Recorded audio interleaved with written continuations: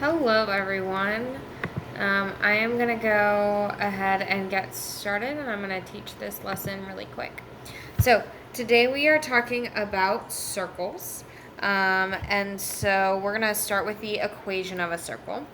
And so for the equation of a circle, the standard form of the equation of a circle with a center at the point HK, that's what we call our center, H comma K, and a radius of r is as follows. So we see here we have this center point HK, and then we have our radius of r.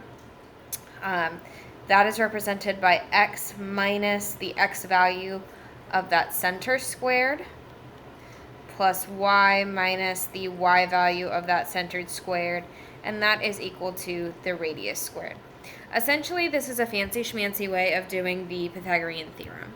And so the way that this works, right, is technically this distance is x minus h, and this distance is y minus k, and so it's essentially just a different form of a squared plus b squared equals c squared.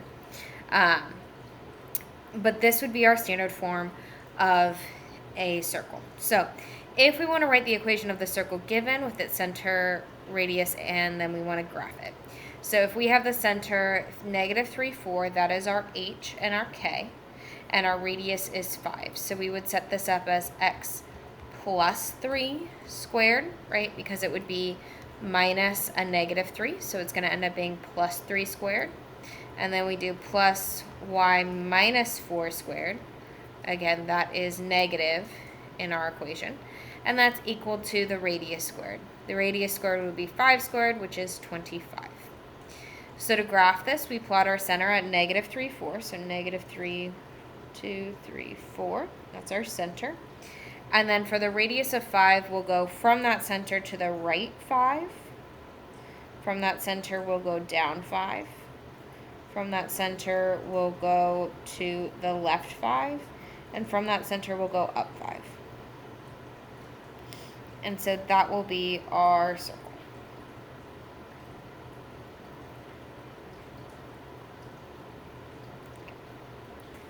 Alrighty.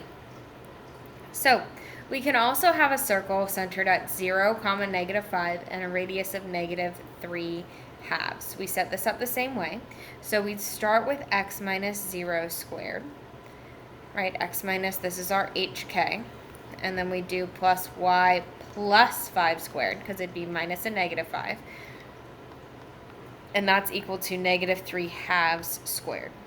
So x minus 0 squared is just going to turn into x squared, because that 0 kind of goes away. This will stay as y plus 5 squared. And then negative 3 halves, when we square it, we'll square the negative 3, which would be a positive 9, and we'll square the 2, which would be a 4. So this would be our equation. So again, to plot this, we're going to plot a radius at 0, negative 5. And then we're going to go 3 halves, or 1.5 in either direction. So 1.5, 1.5, 1.5, and 1.5. So we have a lot smaller circle this time, but that is okay. Again, make sure you know that it is equal to the radius squared. So the radius is negative 3 halves, but the radius squared is 9/4. So that is our equation there. So this next one says for each circle state the coordinates of the center and the measure of the radius. So the first one, we don't have anything added to x or y. And so because of that, our center is going to be 0, 0, because nothing's being added to x or y. And then this is equal to, again, the radius squared. So if the radius squared is 36, we'll take the square root of that to get that our radius is just 6. Okay. What do you think the center of the next one would be? So the center of this one, again, we're taking the opposite. So if it's x minus 6, the x value of our coordinate for our center is 6, and the y value is negative 4. What do you think the radius would be? It'd be the square root of 49, which again is 7, because it's equal to the radius squared. So we have to take the square root.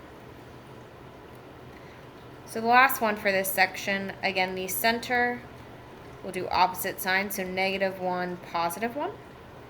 And this time our radius is a little bit different, but not really. It's still equal to the radius squared. So our radius is going to be the square root of 11. The square root of 11 falls somewhere between 3 and 4. And we know this because the square root of 9 is 3. And the square root of 16 is 4. So somewhere in between there, the square root of 11 exists. Maybe a little bit closer to 3 than to 4, maybe like a 3.2. But it is a number, and so it is allowed to be our radius. Alrighty. We also need to remember that formulas exist. Two formulas that we should hopefully remember is the midpoint formula. And the midpoint formula says we can add the two x values together and divide by 2. And we can add the two y values together and divide by 2.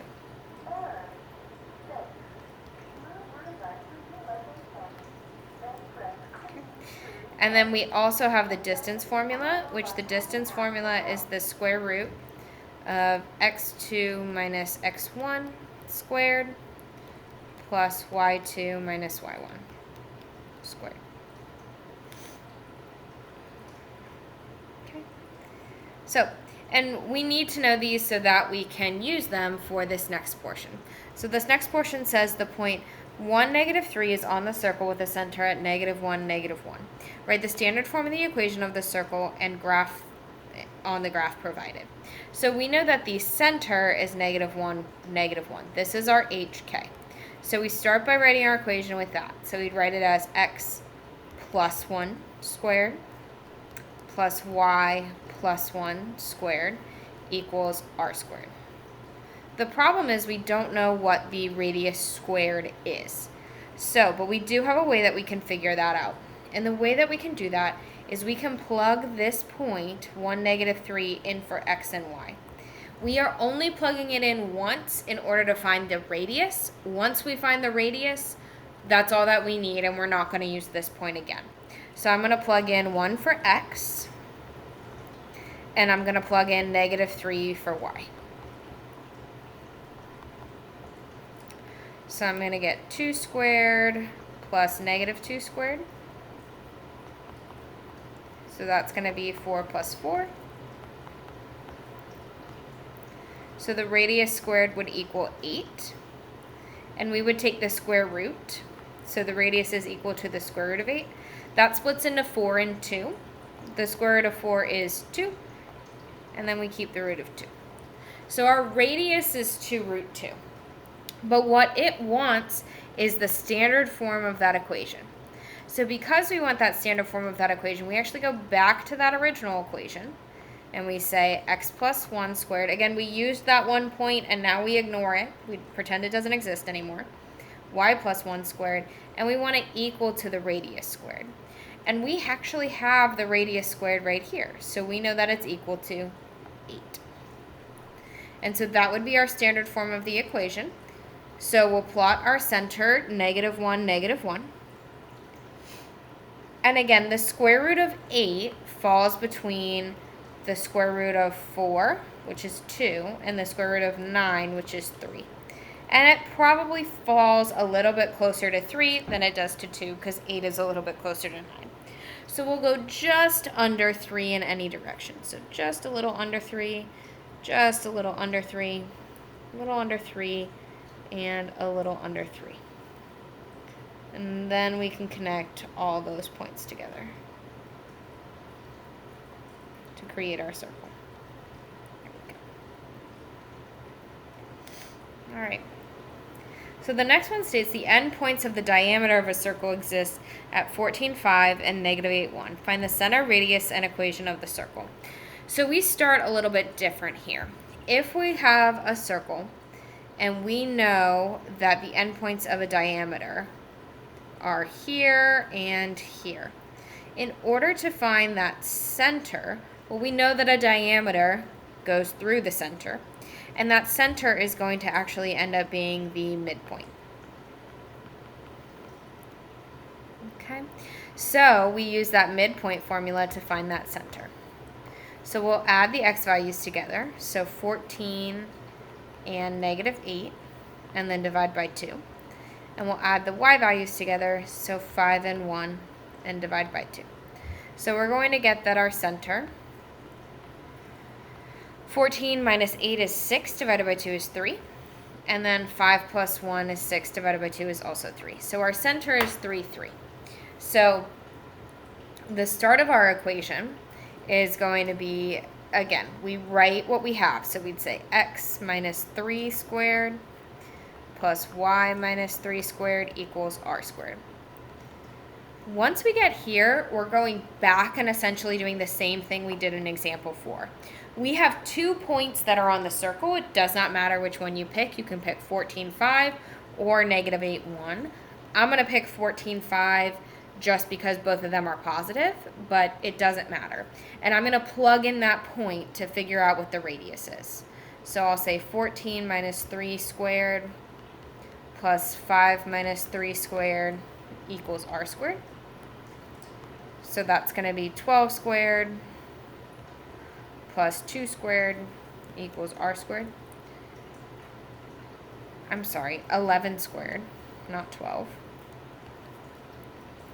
So that's 121 plus 4.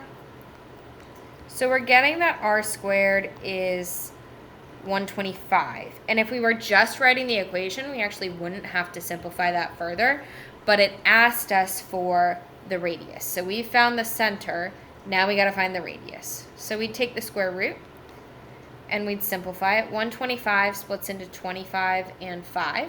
The square root of 25 is 5, and then 5 doesn't square root. So our radius is 5 square root 5.